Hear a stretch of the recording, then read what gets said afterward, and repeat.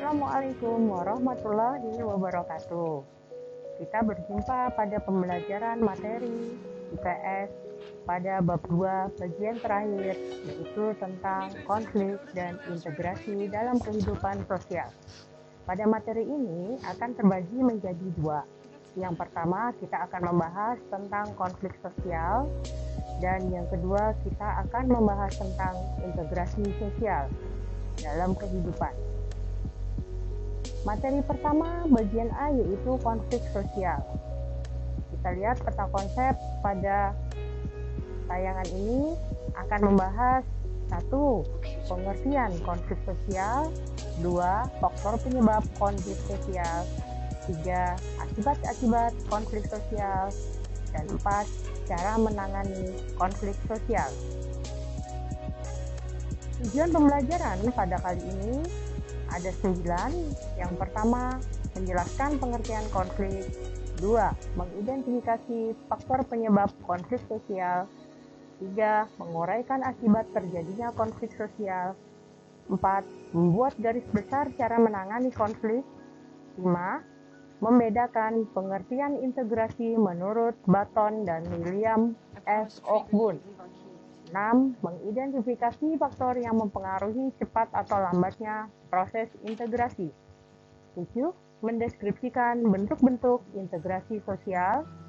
8. Membandingkan saluran yang digunakan dalam proses integrasi. Dan 9.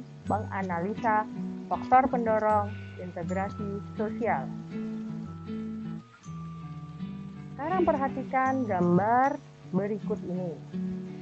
Apa yang kalian ketahui tentang konflik? 1. Pengertian konflik. Konflik adalah percekcokan, pertentangan, atau perselisihan.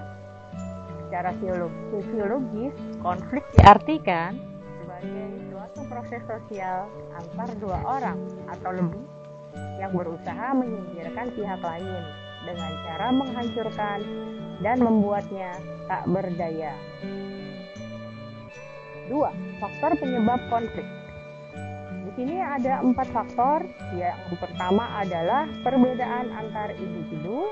2. Perbedaan latar belakang kebudayaan. 3. Perbedaan kepentingan. Dan yang keempat adalah perubahan sosial. Sekarang nomor 3 yaitu akibat terjadinya konflik. Ada 5. 1. Terjadinya perpecahan. 2. Hancurnya norma-norma sosial dalam masyarakat. 3. Rusaknya harta benda dan hilangnya nyawa. 4. Terjadinya akomodasi, dominasi, bahkan penaklukan salah satu pihak yang terlibat dalam pertikaian. 5. Terjadi perubahan kepribadian individu. Cara menangani konflik ada 5. Yang 1 adalah menghindar dari konflik tersebut. 2. Memaksakan kehendak. 3. Menyesuaikan kepada keinginan orang lain. 4. Tawar-menawar. Dan yang kelima adalah kolaborasi.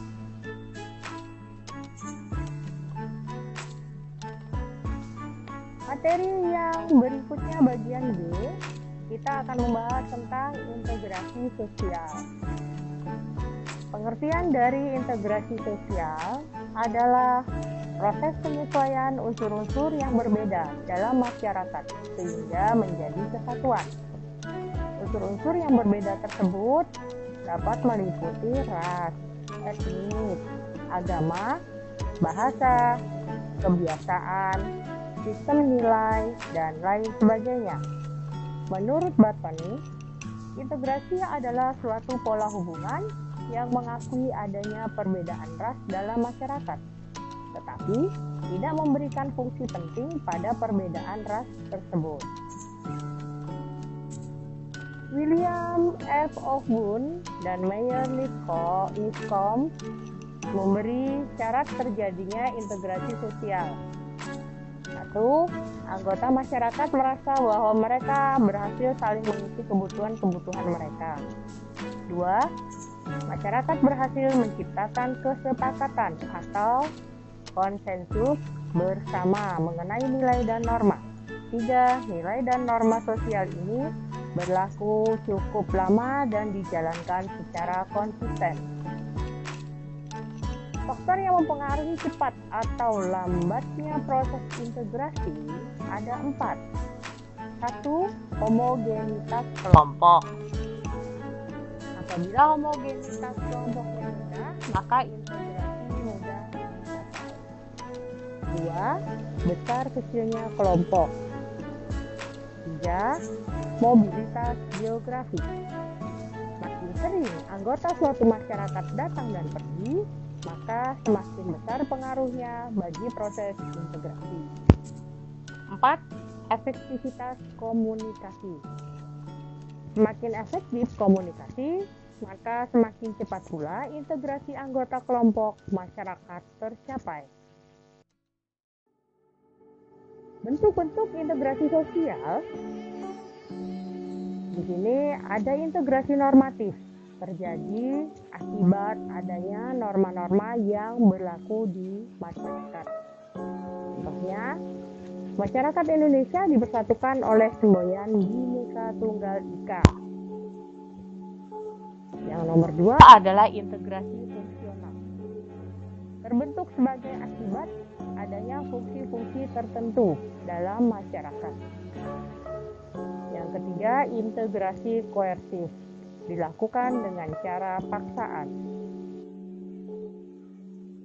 Proses integrasi dilakukan melalui 2 hal. Yang pertama adalah asimilasi.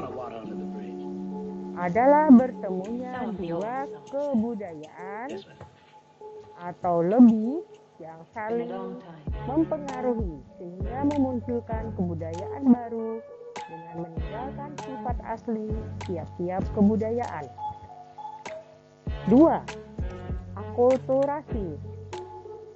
Proses sosial yang terjadi bila kelompok sosial dengan kebudayaan tertentu dihadapkan pada kebudayaan asing, sehingga kebudayaan asing diserap atau diterima dan diolah dalam kebudayaan sendiri tanpa meninggalkan sifat asli kebudayaan penerima.